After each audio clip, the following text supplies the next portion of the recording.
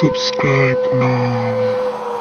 Click the bell icon to like, comment, and share.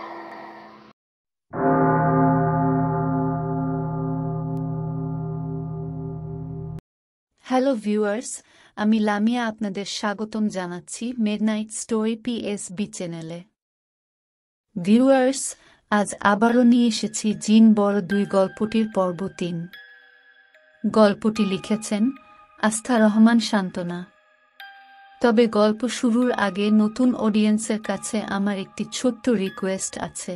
যারা এখনো পর্যন্ত আমাদের চ্যানেলটি সাবস্ক্রাইব করেননি তারা দয়া করে আমাদের চ্যানেলটি সাবস্ক্রাইব করুন, এবং যারা ইতিমধ্যে আমাদের চ্যানেলটি সাবস্ক্রাইব করেছেন তাদের প্রতি আমার আন্তরিক কৃতজ্ঞতা রইল। তো শুরু হচ্ছে জিন বর 2 পর্ব 3। আমি কিছু না বলে দাঁড়িয়ে চোখের পলকে উনাকে জড়িয়ে ধরে শব্দ করে কেঁদে উঠলাম। উনি বাধা না দিয়ে চুপচাপ আমার মাথায় হাত বুলাতে লাগলেন। একটু পর কান্না হালকা থেমে এলে উনি শান্ত কণ্ঠে জিজ্ঞেস করলেন, কেউ কিছু বলেছে আপনাকে? কথাটা শুনে হুঁশ ফিরে এলো। আজ ফুপি আমাকে অনেক কড়া কথা বলেছেন, শুধু আমাকে নয়, আমার ফেরেশতার মতো বাবাকেও তিনি অপবাদ দিয়েছেন। এই অপমান আমি কি করে সহ্য করব? ভেবেই আমার কান্নাগুলো ক্ষোভে পরিণত হলো। এক ধাক্কায় উনাকে সরিয়ে দিলাম। ধাক্কা সামলাতে না পেরে উনি ছাদের মেঝেতে পড়ে গেলেন।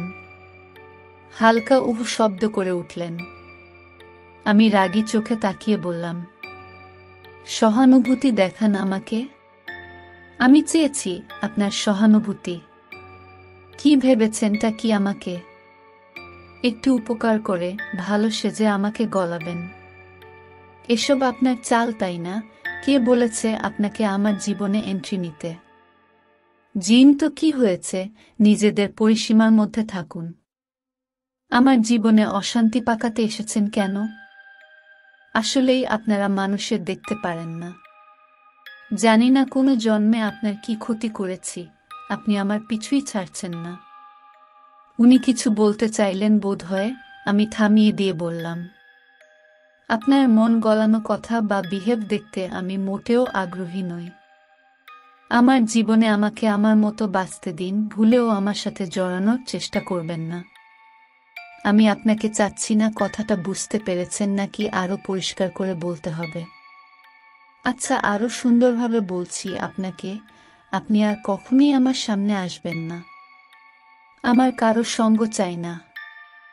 আর যদি কখনো দেখেছি আপনি আমার সামনে এসেছেন, আমি নিজেকে নিজে শেষ করতে দুবার ভাব না।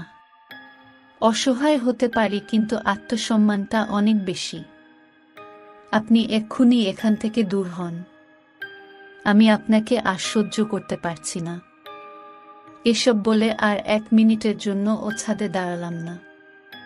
নিচে নেমে এলাম। এসে দেখলাম রুমের দরজা খোলা। সীমা বেরিয়ে গেছে।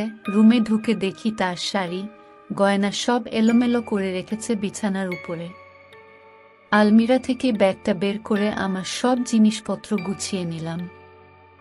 যে বাড়িতে আমার বাবাকে অপমান করা হয়, সে বাড়িতে থাকার কোনো ইচ্ছেই আমার নেই। আমি আমার বাবার কাছেই ফিরে যাব, আর কখনো কোথাও পালাব না। উচিত শিক্ষা হয়ে গেছে আমার।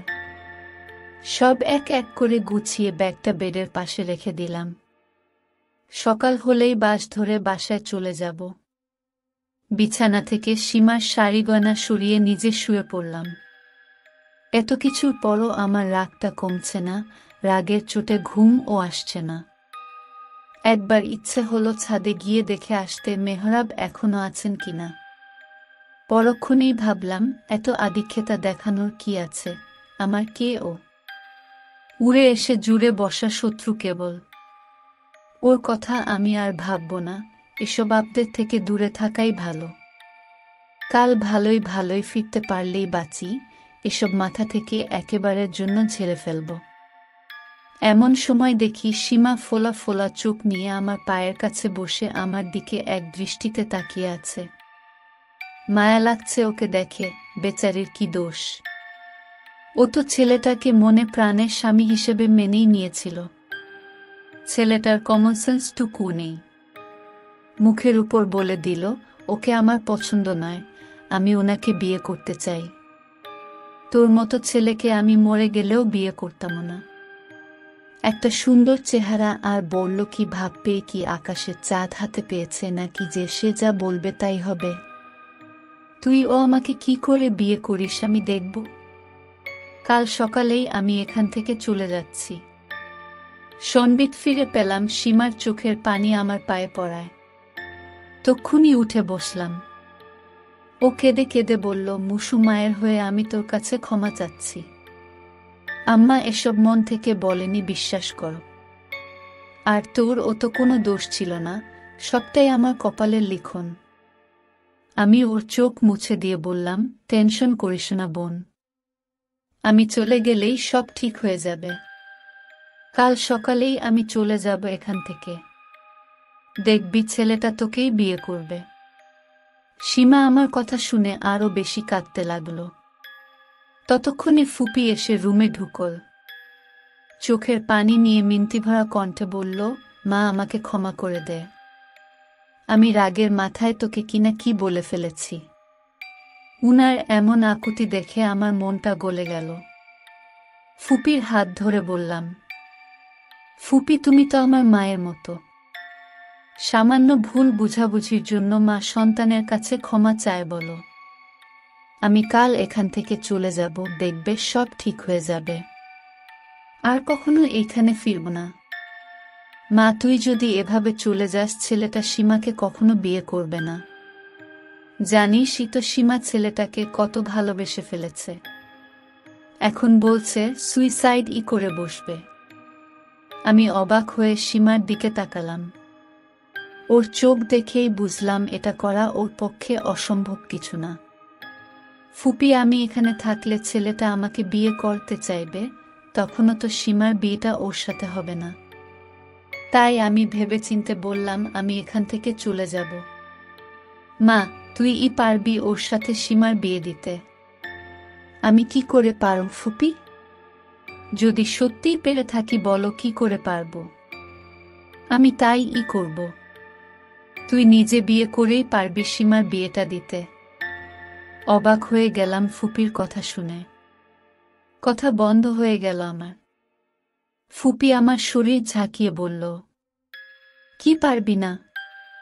তোর বোনের জন্য এই কাজটা করতে। আজ যদি সীমার জায়গায় শিরিন হতো, তুই কি এভাবে মুখ ফিরিয়ে নিতে পারতি বল? কিন্তু সেটা কি করে সম্ভব ফুপি? বাবাকে না জানিয়ে বিয়ে করা, আর এই একদিনের মধ্যে তুমি পাত্র কোথায় পাবে? আর বড় কথা হলো, সেই ছেলেটাই বা আমার এসব শুনে সীমাকে বিয়ে করবে কি করে? ভাই আর পাত্র খোঁজার ব্যাপারটা আমার উপর ছেড়ে দে মা। আর আমাদের গায়ের একটা নিয়ম আছে, ছেলেরা কখনো বিয়ের আসর থেকে খালি হাতে ফিরে যেতে পারে না। যদি যায় গায়ের মানুষ তাদের একঘরে করে দেয়। এখন তুই যদি এখান থেকে চলে যাস, ওরা খবর পেলে আসবেও না। কিন্তু ফুপি। সীমা আমাকে শক্ত করে জড়িয়ে ধরে কাঁদতে লাগলো। আমার নিজের খুব খারাপ লাগছে, অপরাধী মনে হচ্ছে নিজেকে। ফুপি আকুতি মিনতি করে বললেন, মা তুই না করিস না, তুই যদি না করিস আমার মেয়েটা মরে যাবে। তুই কি চাস বলো তোর বোন চোখের সামনে মরে যাক? শিরিন হলে কি তুই এটা হতে দিতে পারতিস? শিরিনের কথা শুনে অজান্তে আমার চোখের পানি ঝরে পড়ল। আমি কাঁপা কাঁপা কণ্ঠে বললাম, ফুপি আমি রাজি। তুমি যা করতে চাও তার ব্যবস্থা করো। সীমার জন্য আমি এই বিয়েটা করব। ফুপি আমার কপালে চুমু খেয়ে বলল, আমি জানতাম তুই আমাকে নিরাশ করবি না। দেখিস তুই খুব সুখী হবি, রাজপুত্রের মতো বর খুঁজে দিব তোকে। মনে মনে বললাম, পোড়াকপালির আবার সুখ। ব্রাশ করতে করতে ছাদে উঠলাম। চারিদিকটা বেশ সুন্দর লাগছে, কিন্তু সূর্যের মুখ দেখা যাচ্ছে না, আকাশটা কেমন গুমট হয়ে আছে। হয়তো তার মনেও ভীষণ কষ্ট, একটু পরেই কেঁদে দিবে। ব্রাশ করতে করতে এই ধার ওধারে ঘুরছি। হঠাৎ পায়ে কিছু একটা লাগল। হাতে নিয়ে দেখলাম এটা একটা পেরেক, পেরেকে ফোঁটা ফোঁটা লাল রক্ত মাখানো। অবশ্য শুকিয়ে গেছে। ফ্লোরে তাকিয়ে দেখি ওখানেও কিছুটা শুকনো রক্ত ছড়িয়ে আছে। কাল রাতের উনার শব্দটা মনে পড়ল। আমার জন্য কাল তিনি আঘাত পেয়েছেন। এইটা আমি কি করলাম? পুরো দুনিয়াটা মনে হলো আমার সামনে ঘুরপাক খাচ্ছে। চিৎকার করতে কাঁদতে ইচ্ছে করছে, কিন্তু পারছি না। রাগ ঝাড়তে গিয়ে এমন রাগই ঝাড়লাম, উনি এতে কেমন কষ্ট পাবেন তাও ভাবলাম না। পেরেকটা মুঠো করে ধরে চোখ বুজে মনে মনে উনাকে স্মরণ করতে লাগলাম। কিন্তু উনি আসলেন না। ও হ্যাঁ, উনি তো দিনের বেলা আমাকে কখনোই দেখা দেন না। রাতে একবার ডাকবো, আসলে উনার পা ধরে হলেও ক্ষমা চাইব। ক্ষমা না চাওয়া অবধি আমি একদণ্ড ও শান্তি পাচ্ছি না। 2 দিন ধরে উনাকে ডেকেই যাচ্ছি, কিন্তু উনি একটিবারের জন্য এলেন না। খুব ডিপ্রেশনে পড়ে গেলাম। এইদিকে ফুপিও নাকি ছেলে ঠিক করে ফেলেছেন, কাল দুপুরেই আমার আকত হয়ে যাবে ঘরোয়াভাবে। সে নিয়ে আমি একটু চিন্তিত না। আমার সব চিন্তা এখন মেহরাবকে নিয়ে। আয়নার দিকে এক দৃষ্টে তাকিয়ে নিজেকে দেখছি। লাল বেনারসি, খোপায় গাজরা, গায়ে হালকা গয়না, হাত ভর্তি মেহেদি, হালকা সাজ, সব মিলিয়ে বিয়ের কোণে লাগছে। সীমা পিছনে দাঁড়িয়ে আয়নার দিকে তাকিয়ে বলল, মুসু, তোকে ভীষণ সুন্দর লাগছে। তোর স্বামী তো চোখই ফেরাতে পারবে না। আসলেই নিজের অন্য একটা সুন্দর রূপ দেখছি। ছোটবেলা থেকে কত ইচ্ছে ছিল বউ সেজে রাজপুত্রের সাথে পক্ষীরাজ ঘোড়ায় চড়ে দূরের দেশে হারিয়ে যাব। দীর্ঘশ্বাস বেরিয়ে এল বুক ফুলে। একটু পরে আমার কাবিন হবে। বসার ঘরে বরপক্ষরা বসে আছে। ঘরোয়াভাবে হচ্ছে, তাই অতিরিক্ত কোনো জাঁকজমক নেই। বাবার অজান্তে তার মেয়ের বিয়ে হয়েছে জানলে বাবা কত কষ্ট পাবে ভেবেই কান্না পাচ্ছে। ফোনটা হাতে নিয়ে বাবার নাম্বারে কল দিলাম, ফোনটা সুইচ অফ। অজানা আশঙ্কায় কেঁপে কেঁপে উঠলাম। এখানে এসেছি এতগুলো দিন হলো, বাবা একবারও যোগাযোগ করার চেষ্টা করলেন না। উনি কি আমার পালিয়ে আসাটায় ভীষণ কষ্ট পেয়েছেন? রুম থেকে বেরিয়ে নিচে বসার ঘরের দিকে উকি মারলাম। সীমা আর ফুপি বরপক্ষকে আপ্যায়নে ব্যস্ত। কি এটা আমার বর হবে? দেখেই চক্ষু চড়ক গাছ। সবার মাঝখানে নাকে রুমাল ধরে শেরওয়ানি পরিহিত এক অর্ধবৃদ্ধ লোক বসে আছে। মুখে কাঁচাপাকা দাড়ি, ভীষণ কালো, তার উপর 6-4-6-5 বছর বয়স তো হবে। শেষে কিনা ফুপি ঘাড়ের বোঝা নামানোর জন্য এক বৃদ্ধ লোকের সাথে আমার বিয়ে দিচ্ছে। আর দাঁড়িয়ে থাকতে পারলাম না, দৌড়ে রুমে চলে এলাম। ঝরানোর মতো চোখের পানিও নেই আমার। এই 2 দিন কাঁদতে কাঁদতে সব শুকিয়ে গেছে। এখন আর কান্না আসে না, বুক ফুঁড়ে দীর্ঘশ্বাসই বের হয়। ভাগ্যের উপর জীবনটাকে ছেড়ে দিলাম। আল্লাহ ভাগ্যে যা রেখেছেন তাই হবে। এটা নিয়ে আর কাঁদব না, কষ্ট পাব না। এমন সময় সীমা আর ফুপি কাজী নিয়ে রুমে ঢুকলেন। শয়তনে আমাকে খাটে বসিয়ে দিল।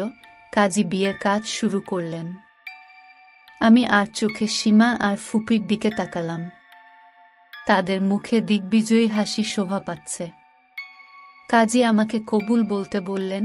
পাথর হয়ে যাওয়া গলা দিয়ে আমার কবুল শব্দ বের হচ্ছিল না। সীমা আর ফুপির মুখ কালো হয়ে এলো। ফুপি বারবার তাড়া দিতে লাগলেন, বল মা, কবুল বল। সীমা হাত ঝাঁকিয়ে বলল, মুসু, কাজী সাহেব অপেক্ষা করছেন, কবুলটা বলে দে। কাজী আর চোখে তাকিয়ে বললেন, কনের কি বিয়েতে মতো নেই? ফুপি রাগান্বিত কণ্ঠে আমাকে বলল, বিয়েই যখন করবি বললি, কবুল বলার সময় এত নাটক কেন করছিস?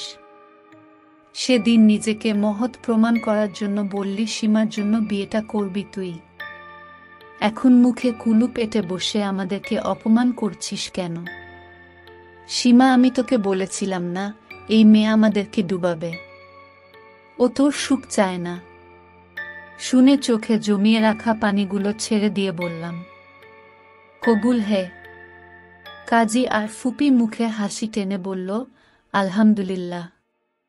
তারা কখনোই জানতে পারবে না এই মেয়েটা তার বুকে পাথর চেপে অনিচ্ছায় কবুল বলেছে। নিজের সবকিছুকে বিসর্জন করে দিয়েছে সীমা আর ফুপির ভালোর জন্য। তাও শুনতে হবে আমি তাদের ভালো চাই না। ফুপি কাজীকে বলল, কাজী সাহেব আর দেরি কেন?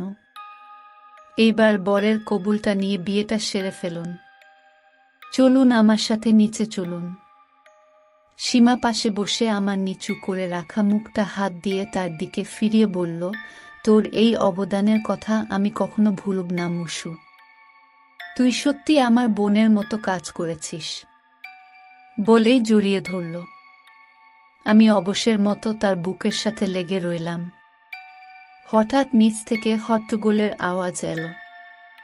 সীমা সেটা দেখার জন্য আমাকে একা রেখে নিচে চলে গেল। আমি আর নড়তে পারছিলাম না, নিচে কি হচ্ছে সেটা দেখার ইচ্ছেটাও নেই। যা হওয়ার সেটা হয়ে গেছে ইতিমধ্যে, আর নতুন করে কিছু হওয়ার নেই। মা, তুমি যাওয়ার সময় কেন আমাকে নিয়ে গেলে না? প্রায় ঘণ্টাখানেক পর ফুপি ফিরে এলাম আমার রুমে। মিষ্টি কণ্ঠে বলল, মা, তোর জন্য খাবার নিয়ে আসি? না ফুপি, আমার খিদে নেই। কি যে বলিস, সকাল থেকে কিচ্ছু খাসনি। আমি সীমার হাতে খাবার পাঠিয়ে দিচ্ছি, খেয়ে নিবি কিন্তু। ওইদিকে বরপক্ষরা খেয়ে নিয়েছে। ওরা আজ তোকে নিবে না, কাল একেবারে সীমার বিয়ের পর নিয়ে বের হবে। তুই যে আমাকে কতটা চিন্তামুক্ত করলি বলে বুঝাতে পারবো না। কাল যদি ভালোই ভালোই সীমার বিয়েটা অন্তত হয়ে যায়, আমি পুরোপুরি নিশ্চিন্ত। ওই তো সীমা এসে গেছে খাবার নিয়ে। সীমা, ওকে খাইয়ে দে, আমি নিচে বরপক্ষদের দেখে আসি। সীমা আমাকে জোর করে অল্প কিছু খাইয়ে দিয়েছে। আমি সাহস করে জিজ্ঞেস করলাম, সীমা, তুই খুশি তো? সীমা চকচক করা চোখে আমার দিকে তাকাল। আমি চোখ সরিয়ে নিলাম, এই চোখের ভাষা আমি বুঝে ফেলেছি। ইচ্ছে করছে কাউকে জড়িয়ে ধরে ইচ্ছেমত কাঁদি। মেহরাব থাকলে হয়তো ও আমাকে বুঝত। ছেলেটা ভীষণ বুঝে আমাকে, কিচ্ছু বলতে হতো না ওকে। নিজের দোষে তাকেও হারালাম। জীবনে শুধু সব হারিয়ে যাচ্ছি। এমন সময় দুটো মহিলা আর কয়েকটা অল্পবয়সী ছেলে ঢুকল আমার রুমে। মহিলা আমাকে দোয়া করলেন এবং তারা দেখে বারবার বলছিল, বউটা বেশ মিষ্টি। মনে মনে নিজেকে নিয়ে উপহাস করছিলাম, এতটাই মিষ্টি যে কপালে বুড়ো জামাই জুটল। একে একে ওরা সবাই বিদায় নিল। রাত নেমে এল। আমি বারান্দায় দাঁড়িয়ে আকাশের দিকে চেয়ে আছি এক দৃষ্টে। সীমা এসে আমার পাশে দাঁড়াল। আস্তে করে বলল, দুলাভাই তোর কাছে আসছে। আমি রুমের লাইটটা জ্বালিয়ে দেই? না, নিভানোই থাক। তুই যা এখন, উনি আসুক। সীমা চুপচাপ চলে গেল। আমি চুপচাপ দাঁড়িয়েই রইলাম। কোনো রিয়েকশন নেই আমার। ওই যে একটা প্রবাদ আছে, অল্প শোকে কাতর, অধিক শোকে পাথর। বুড়ো লোকটা আজ আমার উপর স্বামিত্ব জাহির করবেন, আমি শুধু চিড়িয়াখানার প্রাণীর মতো বন্দী হয়ে দেখে যাব। নিশ্চুপ থাকলে এটা ভেবে বুকটা কাঁপছে। কেউ এসে রুমের দরজায় নক করল। আমি কাঁপা কণ্ঠে পিছনে না তাকিয়ে বললাম, দরজা খোলা আছে, ভিতরে আসতে পারেন। বুঝলাম উনি ভিতরে ঢুকে আমার দিকে তাকিয়ে আছেন। আমি বললাম, অন্ধকারে প্রবলেম হলে আলো জ্বালাতে পারেন। উনি শান্ত কণ্ঠে বললেন, না, প্রবলেম নেই। আপনার সাথে একটু গল্প করতে এসেছি কেবল। আপনার অস্বস্তি হয় এমন কিছু করব না আমি। আমি ভেবেছিলাম উনি এসেই আমার উপর হিংস্র প্রাণীর মতো ঝাঁপিয়ে পড়বেন। এমন কথা শুনে ভয়টা হালকা কমল এবং শ্রদ্ধাটা জাগল। উনি বললেন, আমার মনে হচ্ছে আমি আশায় আমি অস্বস্তি ফিল করছেন। সমস্যা নেই, আমি এখন চলে যাচ্ছি। কাল কথা হবে। ঘুমিয়ে পড়ুন, শুভরাত্রি। আমি কিছু বললাম না। বলার মতো কোনো কথাই নেই আমার কাছে। সত্যিই আমার অস্বস্তি হচ্ছিল। আমি যখন পিছনে তাকালাম দেখলাম উনি বাহির হয়ে গেছেন। দরজাটাও ভেজিয়ে দিয়ে গেলেন। চুপচাপ খাটে শুয়ে পড়লাম। সারাদিনের এত প্যারায় নিজেকে খুব ক্লান্ত মনে হচ্ছে। আজ ঘুম ও আমার সাথে বেইমানি করল না। শুয়ে পড়া মাত্র ঘুমে আচ্ছন্ন হয়ে গেলাম। লোকটা কোথায়, কেন গেল এসব নিয়ে চিন্তাটুকু করলাম না। তার জন্য আমার মনে কোনো টান অনুভব করছি না। এখনো স্বাভাবিক হতে পারছি না আমি। জানি না সারাটা জীবন তার সাথে আমি কিভাবে কাটাব। সবচেয়ে বড় চিন্তা হচ্ছে এই মুখ নিয়ে বাবার সামনে গিয়ে কি করে দাঁড়াবো।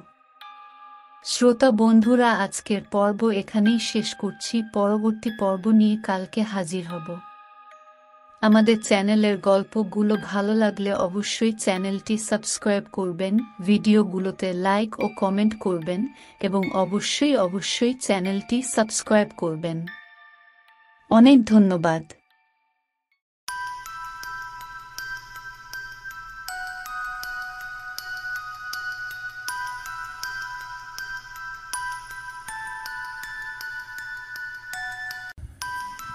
গল্পটি শোনার জন্য আপনাদের সবাইকে অসংখ্য ধন্যবাদ। পরবর্তী পর্ব পেতে অবশ্যই আমাদের চ্যানেলটি সাবস্ক্রাইব করুন এবং বেল আইকনটি ক্লিক করুন। গল্পটি ভালো লাগলে অবশ্যই ভিডিওটিতে লাইক ও কমেন্ট করে জানাবেন। শুভরাত্রি।